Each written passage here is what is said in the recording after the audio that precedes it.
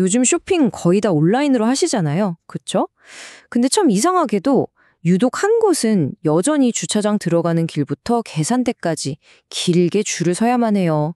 바로 코스트코입니다.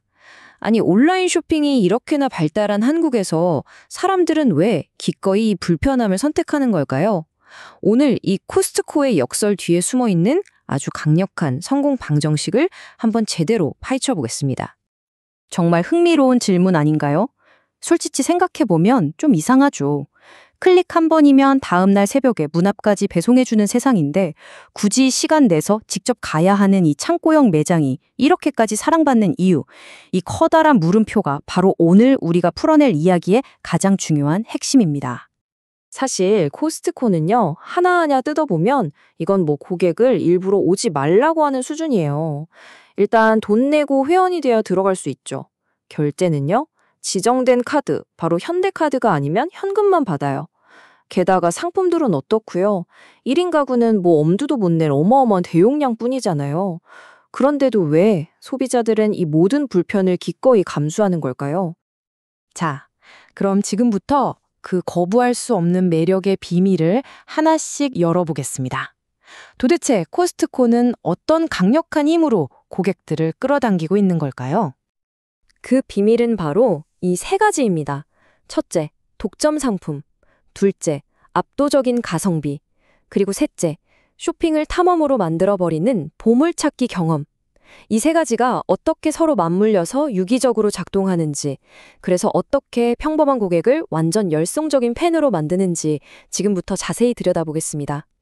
첫 번째 열쇠는 바로 오직 코스트코에만 있는 것입니다. 다른 데서는 구경도 못할 독특한 수입 상품들이 일단 눈길을 끌죠. 하지만 진짜 핵심은 따로 있습니다. 바로 자체 브랜드, 커클랜드 시그니처예요. 훌륭한 품질에 정말 합리적인 가격. 이 커클랜드라는 이름 하나만으로도 소비자들에게는 절대적인 신뢰를 얻고 있죠. 네, 바로 이겁니다. 이게 핵심이에요. 커클랜드 우유나 영양제, 베이글 같은 것들은요, 다른 대안이 없어요. 그냥 무조건 코스트코에 가야만 살 수 있는 거죠. 이것이야말로 코스트코를 단순한 마트가 아니라 일부러 시간을 내서 찾아가야만 하는 목적지로 만드는 가장 강력한 힘입니다. 자, 두 번째 비밀. 여러분도 아마 가장 궁금해하실 바로 가격, 가성비입니다. 근데 이게 그냥 싸다, 이런 차원이 아니에요. 여기에는 소비자의 심리를 아주 영리하게 파고드는 전략이 숨어 있습니다. 이 표를 보시면 딱 감이 오실 거예요. 우리가 코스트코에서 고기 한 덩어리, 빵 한 묶음을 집으면 총액은 몇만 원씩 하니까 좀 비싼데? 이런 인상을 받기 쉽거든요. 하지만 그램이나 개수 같은 단위 가격으로 계산기를 두드려보는 순간 이야기가 완전히 달라집니다. 와, 다른 어떤 마트와도 비교가 안 될 정도로 저렴한 거죠. 현명한 소비자들은 바로 이 단위 가격의 마법을 정확히 알고 있어요. 그리고 나는 남들보다 합리적인 소비를 하고 있다는 만족감까지 얻어가는 겁니다. 그리고 마지막 세 번째 비밀. 이게 어쩌면 코스트코를 가게 만드는 가장 큰 재미일 수도 있어요. 바로 쇼핑이라는 행위 자체를 하나의 즐거운 이벤트로 만들어버리는 보물찾기 전략입니다. 코스트코는 계획한 물건만 사러 가는 곳이 아니에요. 예상치 못한 뭔가를 발견하러 가는 탐험의 공간이죠. 바로 이 느낌, 이 짜릿함. 정해진 동선도 없이 그냥 매장을 어슬렁거리다 보면 갑자기 명품 가방이나 고가의 가전제품이 진짜 말도 안 되는 가격표를 달고 툭 하고 나타나는 거예요. 이런 미끼 상품들은 그 자체로도 매력적이지만 고객들이 매장 구석구석을 탐험하게 만드는 아주 강력한 동기가 됩니다. 오늘은 또 뭐가 있을까 하는 기대감을 심어주는 거죠. 자, 그럼 이런 생각이 들죠. 아니, 대체 코스트코는 어떻게 이런 독점 상품, 압도적인 가성비, 그리고 보물찾기 경험을 동시에 다 제공할 수 있는 걸까요? 이제 고객 경험의 뒷단으로 들어가 보겠습니다. 이 모든 것을 가능하게 만드는 코스트코만의 독특한 비즈니스 모델.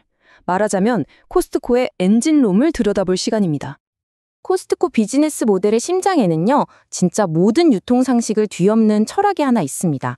바로 낮은 마진율이에요. 대부분의 가게들은 물건을 팔아서 이익을 남기잖아요. 근데 코스트코는 정반대예요. 상품 판매 이익을 일부러 최소화합니다.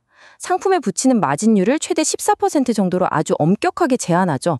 이건 뭐 거의 원가에 가깝게 판다는 건데, 그럼 대체 수익은 어디서 나는 걸까요? 정답은 놀랍게도 바로 연회비입니다. 코스트코 영업이익의 대부분은 상품을 팔아서 남기는 게 아니라 바로 우리 같은 고객들이 내는 이 연회비에서 나옵니다. 이 연회비 수익으로 매장 운영비나 인건비 같은 고정 비용을 다 해결하니까 상품 가격을 이렇게 파격적으로 낮출 수 있는 구조가 만들어지는 거예요. 이건 정말 유통업계의 혁신적인 발상의 전환이죠. 코스트코의 또 다른 강력한 무기는 들으면 좀 이상하게 들릴 수도 있는데 바로 적은 상품 가짓수 전략입니다. 보통은 선택지가 많아야 고객이 좋아할 것 같잖아요. 근데 코스트코는 완전히 반대로 갑니다. 그리고 여기에는 아주 중요한 비밀이 숨어 있습니다. 코스트코 매장에서 파는 상품의 종류, 이걸 전문 용어로 SKU라고 하는데요. 이게 약 4,000개에 불과합니다. 여기서 SKU는 스톡 키핑 유닛의 약자로 재고 관리를 위한 최소 단위, 쉽게 말해 그냥 상품의 종류라고 보시면 돼요. 4,000개, 이게 많은 걸까요? 적은 걸까요? 감이 잘 안 오시죠? 이 표를 한번 보세요. 차이가 어마어마하죠. 일반 대형마트가 보통 4만 개가 넘는 상품을 취급하고요. 온라인 쇼핑몰은 뭐 거의 무한대에 가깝잖아요. 거기에 비하면 코스트코의 4,000개는 정말 극단적으로 선택하고 집중한 숫자입니다. 그리고 바로 이 적음이 코스트코를 강하게 만드는 진짜 힘인 거예요. 상품 종류가 적으니까 한 품목당 구매하는 물량이 상상을 초월하겠죠? 이러면 공급업체랑 가격 협상할 때 절대적인 우위에 설 수밖에 없어요. 또 소비자 입장에서는요? 수만 가지 물건 앞에서 뭘 살지 고민할 필요 없이 코스트코가 엄선한 거니까 믿을 수 있겠지 하는 신뢰를 갖게 됩니다. 결정의 필요를 확 줄여주는 거죠. 이렇게 얻은 가격 경쟁력과 신뢰는 다시 고객을 끌어모으고 이건 또 구매력을 높이는 그야말로 멈출 수 없는 선순환의 엔진이 되는 겁니다.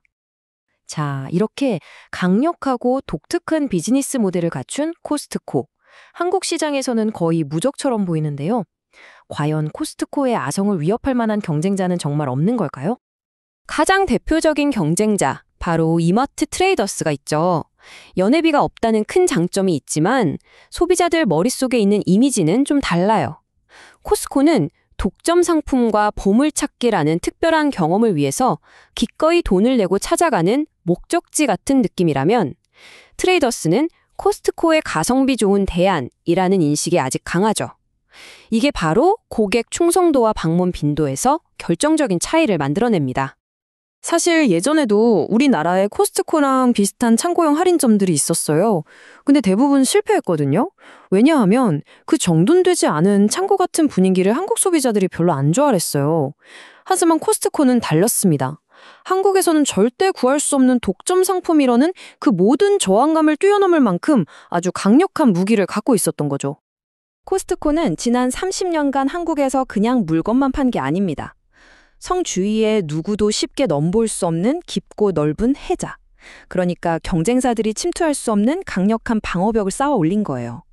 커클란드라는 브랜드에 대한 맹목적인 충성도, 소품종 대량 구매가 만들어낸 압도적인 공급망, 그리고 주말엔 코스트코 가야지 하는 우리들의 소비 습관까지. 후발주자가 이걸 따라잡기란 거의 불가능에 가깝습니다. 자, 지금까지 코스트코가 어떻게 한국 시장의 절대 강자가 될 수 있었는지 그 속사정을 정말 깊숙이 들여다봤습니다. 이제 마지막으로 미래를 향한 질문 하나를 던지면서 오늘 이야기를 마무리할까 합니다. 새벽 배송, 당일 배송이 일상이 된 지금 굳이 차를 몰고 나가서 주차 전쟁을 치르고 무거운 카트를 끌어야 하는 코스트코의 방식은 언뜻 보면 시대에 뒤처진 것처럼 보일 수도 있어요. 과연 이 불편함을 무기로 삼은 오프라인의 거인이 이 온라인 시대에도 계속해서 왕자를 지킬 수 있을까요? 아마 그 답은 앞으로 우리 소비자들이 어디에서 진짜 가치와 재미를 찾게 될지에 달려 있을 겁니다.